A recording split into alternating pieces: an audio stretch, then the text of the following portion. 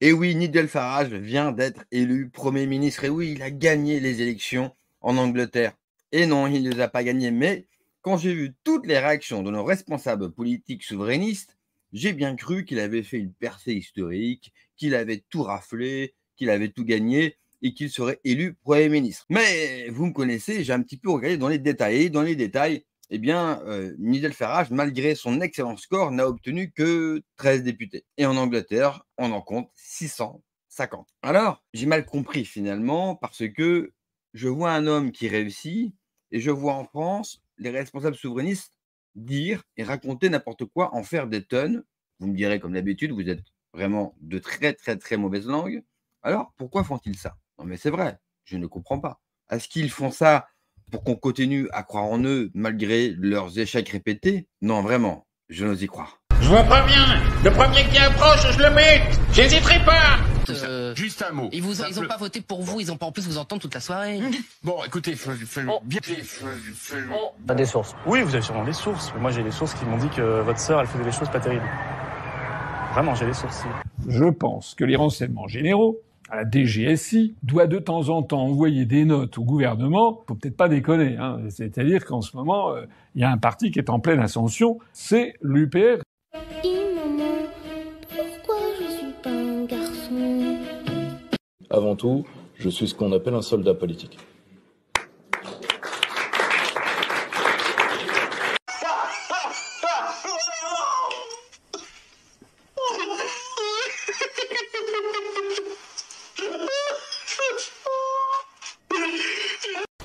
On est dans un pays de cons, on est dans un pays de cons. Voilà. Il se tenait les élections en Angleterre, des élections anticipées voulues par le Premier ministre Sunak, et Nigel Farage a effectivement fait une percée. Et oui, un souverainiste a gagné, ce qui semble pour nous, souverainistes français, quelque chose d'impensable. Et nous avons eu différentes réactions, les plus incompréhensibles les uns que les autres, et surtout énormément de mauvaise foi de la part de nos souverainistes français. Qui, je vous le rappelle, ont été battus par un chat et par Jean Lassalle. Il ne faut jamais l'oublier, il est toujours bon de le rappeler. Alors, j'ai envie de vous parler d'une première réaction, comme vous le voyez à l'écran, de l'appel au peuple, de nous le peuple, de Georges Kujmanovic, dit le renard. Et on aurait pu croire qu'il se félicite déjà qu'un souverainiste, Nigel Farage, eh bien, fasse une percée. Même si la portée, on va le voir plus tard en chiffres, elle est plus que symbolique finalement. Mais l'appel au peuple, c'est avant tout un courant souverainiste de gauche. Cela signifie quoi? Cela signifie tout simplement qu'ils sont de gauche avant d'être souverainistes. Et ils nous le prouvent encore dans ce tweet. En Angleterre, la gauche vient de remporter une victoire importante sur les conservateurs. Mais les travaillistes ne sont pas la NUPES ou le nouveau Front populaire. Loin s'en faut. Si nous n'y étions pas au Royaume-Uni, nous pourrions parler d'une gauche républicaine. Vous savez, cette fameuse laïcité de combat que Georges Kujmanovic veut vous vendre. Avec bien entendu une politique sociale et la préservation des services publics, mais qui n'a pas peur de parler d'autorité, de contrôle et d'immigration. Une gauche patriote qui respecte la souveraineté populaire et qui ne remettra pas en cause le Brexit tout en travaillant au développement d'alliances bonifiantes. Hashtag travailliste. En fait, ils font un raccourci avec ce mot gauche en vous laissant croire qu'ils ont le même rapport à la gauche que nous, le peuple, par exemple. Pas du tout. L'Angleterre a une pensée politique et une vision libérale que nous n'avons pas. Nous n'avons pas le même système et nous n'avons pas la même gauche. Si la gauche a été élue, si elle a gagné ces élections, je rappelle que Sunak vient de démissionner et que le nouveau Premier ministre est le leader de cette gauche anglaise, c'est parce que Sunak et le Parti conservateur a trahi tout simplement suite au Brexit. C'est-à-dire ils sont revenus peu à peu dans les règles de l'Union européenne et le leader de cette gauche a tout simplement dit qu'il ne toucherait pas au Brexit, qui ne veut pas dire qu'il ne va pas le faire. Donc c'est insupportable. Pas un mot pour Nigel Farage, il devrait plutôt se féliciter et puis essayer de comprendre pourquoi lui arrive finalement à faire un bon score et les autres non. Ça serait quand même intéressant. D'ailleurs, en parlant de score, je vais vous le mettre tout de suite à l'écran. Le score qu'a fait Farage, qui est un score intéressant. Donc, Nigel Farage, il a eu 13 sièges. Il a fait à peu près 20%. Alors, c'est vrai que Ça peut étonner, mais les règles électorales anglaises sont différentes et là-bas, les législatives, c'est un tour. Et donc, malgré le score important de Farage, eh bien, il n'a eu que 13 sièges et la gauche, effectivement, 410. Et Sunak, eh bien, lui, il a pris une branlée avec seulement 131 sièges, ce qui est normal parce qu'il a trahi depuis le début. Et donc, il a démissionner aujourd'hui. L'Angleterre, ce n'est pas la France. Quand vous perdez une élection là-bas, eh bien, vous démissionnez. En France, vous pouvez les perdre les unes après les autres et vous ne démissionnez pas. Ça vaut pour le président, mais comme pour nos responsables souverainistes qui ne réussissent rien depuis plusieurs années, mais ne veulent toujours pas démissionner, ne veulent pas faire de bilan, ne veulent pas s'expliquer. Et on va le voir un petit peu plus tard, parce que là encore, ils continuent de mentir dans leur série de tweets et de vidéos qu'ils ont pu sortir aujourd'hui à l'annonce des résultats. Parce qu'en fait, ils insinuent qu'un Nigel Farage a des choses qu'eux n'ont pas, et donc c'est pour ça qu'il fait une percée. Je vais vous démontrer que finalement, en fait, il n'a pas cette chose qu'ils n'ont pas, il en a plein d'autres, mais que là, pour le coup, ils n'ont pas et puis qu'ils n'auront jamais. Revenons sur ce poste-là et revenons sur le tweet très, très, très bon d'ailleurs de Boris, que je salue s'il me regarde. Plutôt de se réjouir de l'entrée de réforme UK, donc c'est Nigel Farage, au Parlement, les types félicitent les travaillistes élus par un sentiment de dégagisme vis-à-vis de Sunak et qui ont à leur tête un Tony Blair 2.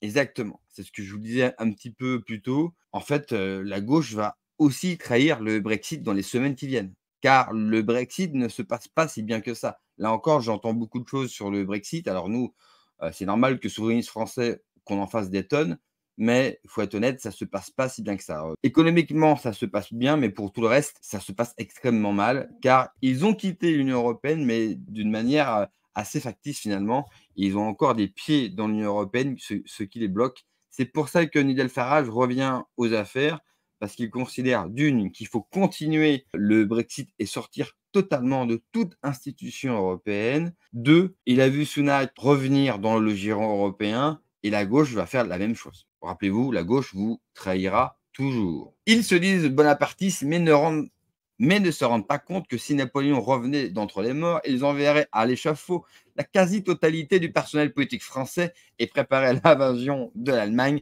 pour la partitionner. Exactement, voilà, exactement ce qu'il faudrait faire, dans un rêve et dans une fiction. Bien sûr, je n'encourage pas ça. Vous connaissez cette chaîne, vous connaissez mon ton. Je suis avant tout un humaniste. J'aime les autres, j'aime l'autre avec un grand A. Donc non, mais c'est vrai que bon, si quelqu'un avait l'idée de diviser l'Allemagne, ça serait quand même une bonne idée.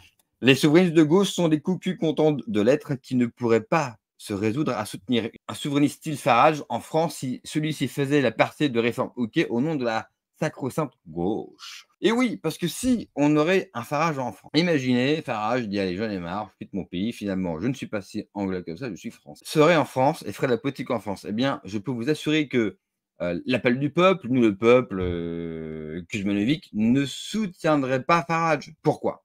Il suffit juste de l'entendre. D'ailleurs, une petite remarque, les amis, on vous parle tout le temps de lui.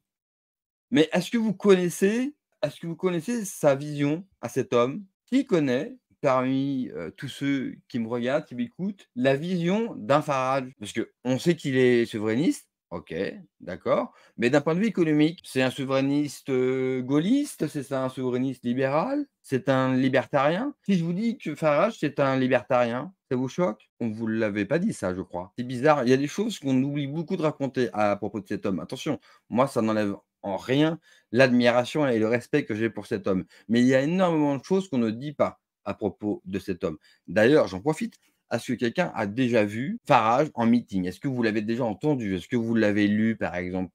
Qu'est-ce qu'il apprenait pendant cette campagne électorale? Qu'est-ce qu'il prône depuis plusieurs semaines, Farage? Sur quel thème il a fait campagne, Farage? Parce qu'il a fait campagne, pas bien sûr sur le Brexit, sur la continuation du Brexit, mais il a fait campagne sur d'autres choses, par exemple. Si je vous dis identité, si je vous dis immigration, par exemple, des thèmes que les souverainistes de gauche n'abordent pas. Mais vous me direz, Florent Philippot n'aborde pas ces thèmes non plus. Asselineau n'aborde pas ces thèmes non plus. Et surtout pas dans les termes. Parce que là encore, je vous invite à aller lire et écouter Farage. Parce que les termes qu'il utilise, ça va vous surprendre. Hein. Même Zemmour à côté paraît tout sage. Et là encore, on oublie de vous le dire. On parle beaucoup d'un homme parce que c'est le seul souverainiste en Europe qui gagne, parce que là aussi, il faudra faire un bilan des souverainistes dans les différents pays européens. Parce qu'à part lui, qui a réussi d'un point de vue électoral quoi que ce soit? On ne peut pas dire qu'en Europe, les souverainistes brillent par leur performance. Et finalement, on a un homme qui a réussi. Passons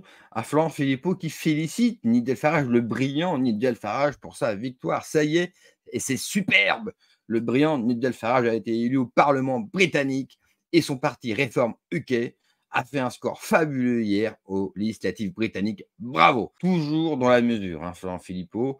Il suffit de compter le nombre de points d'exclamation. 1, 2, 3, 4 dans un seul paragraphe. Il faut vraiment que ça résonne dans votre cœur, dans votre âme. Il a fait ce score sur un programme d'une clarté totale. Affirmer le Brexit, la paix en Ukraine, sortir de l'OMS, la CEDH, de Davos. Alors, là encore, il n'a pas parlé de Davos, il n'a pas parlé de l'OMS. Il a parlé du conflit ukrainien, certes, dans une interview. Là, ce qui vous met Florian, c'est sa ligne à lui.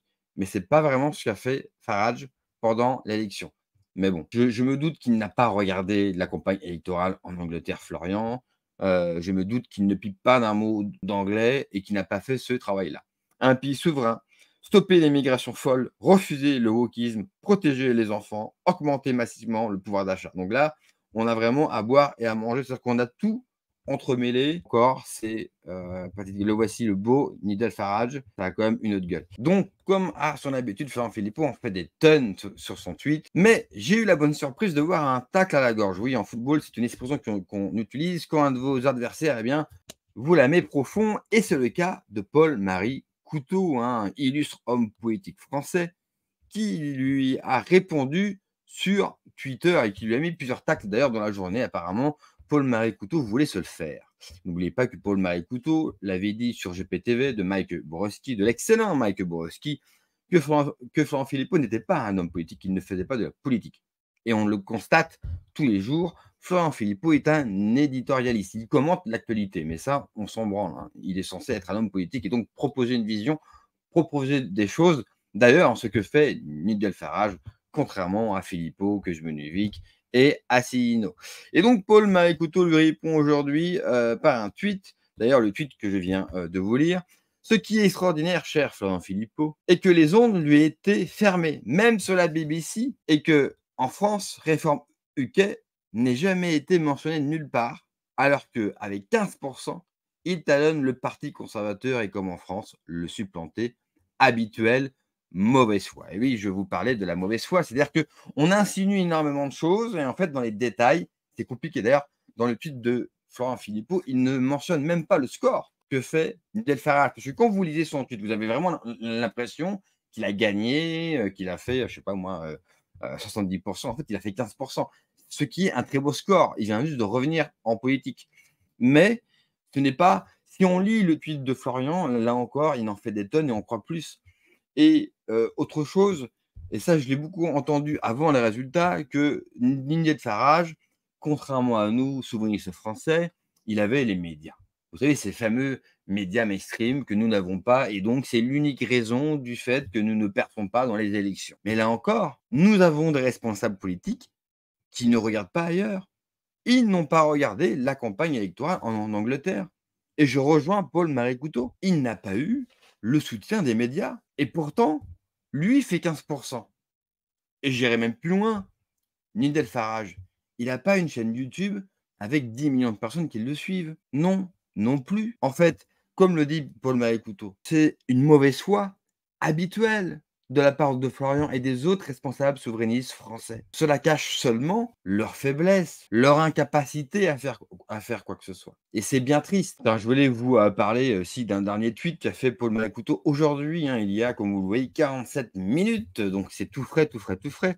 Florent Philippot nous fait un tweet sur une réunion. Donc, pendant que les polycailleries françaises, Poutine et Xi Jinping participent en ce moment à un sommet crucial de l'Eurasie, avec des pays qui viennent de prendre 3 engagements stratégiques puissants. Chercher progressivement toute présence militaire américaine d'Eurasie, dédollarisation des échanges commerciaux et miser sur les monnaies nationales, indépendance énergétique totale. Si la France veut exister au XXIe siècle, elle doit se dégager de sa dépendance totale aux États-Unis, être libre et indépendante et engager le dialogue avec ses puissance pour défendre nos intérêts stratégiques nationaux, défendre un monde multipolaire et retrouver une voix qui porte. Oh oui, elle va porter. Et donc ça, c'était le tweet. Et je ne sais pas ce qui pique Paul Maïkouto, mais il avait vraiment envie de se le faire. Félicitations, cher Florent Philippot, pour votre capacité à détecter chaque jour les informations capitales que les médias cachent ou négligent de chercher. J'espère que vous serez nommé à la tête de France Télévisions ou de l'ignoble Radio. C'est un tweet plein d'ironie de Paul Maïkouto qui finalement suit ses propos sur Florent Philippot ces derniers jours. C'est-à-dire que c'est un éditorialiste, c'est un journaliste, c'est quelqu'un qui reprend en fait les nouvelles du jour et qui vous les lit, qui vous les écrit par tweet et qui en fait des vidéos, mais il ne fait plus de politique. C'est bien ça le problème. Il ne fait plus de politique, ce n'est pas un homme politique. Une des raisons de l'échec d'un Florent Philippot, mais comme des autres d'ailleurs. Parce que Nigel Farage, il a eu tous les médias contre lui. Il n'a pas eu tous les médias comme ils peuvent nous faire croire. Alors pourquoi lui réussit? C'est vrai, on devrait s'interroger sur pourquoi Nigel Farage, lui, il y a aussi une chose qu'on oublie, mais la personnalité, la voix, le style, ça compte. C'est extrêmement important. On vote pour un homme. Nigel Farage, il fait de la politique. Ça peut paraître bête, mais il fait de la politique. Il vous parle politique. Il vous parle du fait politique.